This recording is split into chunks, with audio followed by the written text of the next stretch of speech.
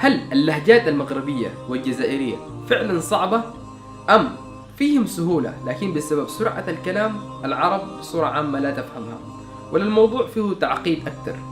احنا ما عارفين، لكن تابع معنا الفيديو ده إلى النهاية عشان نعرف أكثر. السلام عليكم ورحمة الله وبركاته، معكم أخوكم محمد فيصل في فيديو جديد بعد غياب طويل. أول شيء يا شباب، أنا عارف إنه في الفترة الأخيرة ما قدرت أنزل فيديوهات كثيرة، لكن والله كان غصبا عني إني ما أقدر، فكنت مسافر وبعدها كنت مريض، فكلهم جمعوا بعض كده وما قدرت أرفع فيديوهات في القناة. لكن إن شاء الله بإذن الله من الوقت هذا نبدأ ننزل فيديوهات أكثر. بما انه معظم المتابعين في قناتي من المغرب والجزائر، جاء في عقلي بعض التساؤلات عن الثقافات حقتهم في بلدانهم، ومن ضمن الأسئلة اللي دائما كانت موجودة في عقلي هي لماذا اللهجة الجزائرية واللهجة المغربية صعبة أو مختلفة عن باقي اللهجات.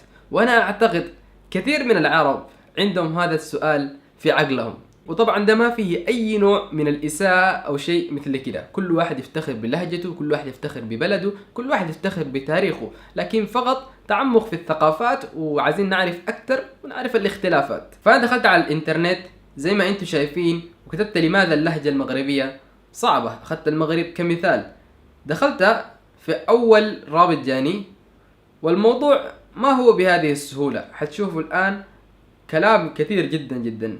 خلينا نشوفه مع بعض ونشوف الناس كاتبين شنو. ومعظم الناس اللي عاملين ريبلاي هنا رادين هم اهل المغرب نفسهم، زي الله سبحانه وتعالى ان يحفظهم جميعا. اخي الكريم، موضوعك هذا طيب وجميل حتى نقف على جرح. بالنسبة إلا سأقول بأن المغرب تأثرت كثيرا بسبب عوامل عدة، هي غرب الجغرافي من أوروبا. صح المغرب قريبة من أوروبا وعلاقتها القوية بها، صح. برضو ممكن يؤدي إلى ضعف في اللهجة العربية، صح. احتلال بعض الدول الأوروبية للمغرب، صح. برضو المغرب برضو صح كان محتلة. كثرة الأجناس المغربية واللهجات على اللسان العربي المغربي. أوكي، لكن هذه يعني إحنا برضو في السودان عندنا ألسنة كثيرة، يعني لهجات كثيرة سودانية، لكن برضو تلقى اللهجة السودانية يعني مفهومة، ليست صعبة جدا، فممكن يكون سبب لكن ما قوي جدا. خلينا نشوف ثاني كلام. شوف واحد ثاني عنده رد، قال لعل السبب سرعة كلام إخواننا المغاربة في الغالب.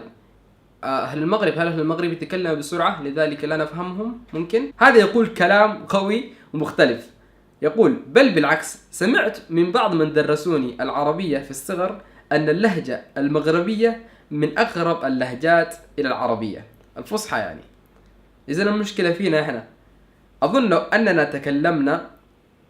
لو تكلمنا ببطء لكان كلامنا واضح. ممكن يكون كده.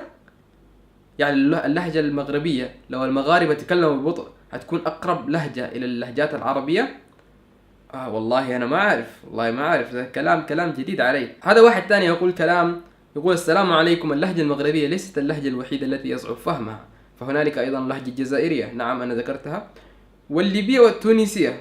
أوكي، وكلها تخلط بين العربية والفرنسية. أما في ليبيا تخلط معها الإيطالية، وكلها بسبب الاستعمار. طيب الدول العربية الأخرى مثلا زي السودان ومصر كانت مستعمرة من قبل الإنجليز. هل الدول اللي مستعمرة من قبل الإنجليز لهجاتها العربية لا تتأثر بصورة كبيرة؟ أما الدول المستعمرة من غير الإنجليز تكون يعني اللهجة حقتها مستعمرة؟ هذا أيضا سؤال جيد. يعني زي ما شايفين هنا الناس كثيرة كانت علقت تاني وتكلمت في نفس الموضوع. يعني معظم الناس في نفس المحاور اللي احنا تكلمنا عنها الآن. بعض الناس تقول بسبب الاستعمار، بعض الناس تقول بسرعة الكلام، بعض الناس تقول لأنه هي خليط بين كلمات فرنسية وكلمات غربية، كلمات المهم ما كلها كلمات عربية، حتى اللهجة نفسها ما كلها كلمات عربية. أنا صراحة ما متمرس جدا في اللهجة وما أعرفها، لكن أهل المغرب عندنا كثيرين وأهل الجزائر أيضا موجودين.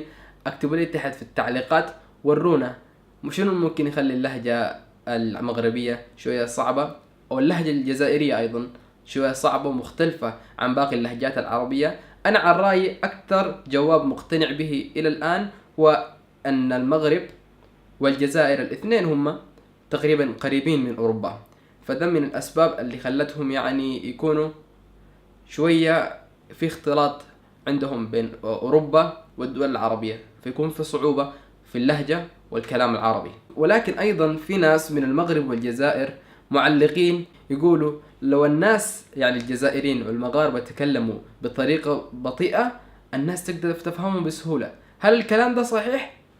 اكتبوا لي تحت في التعليقات وإن شاء الله كلنا نستفيد.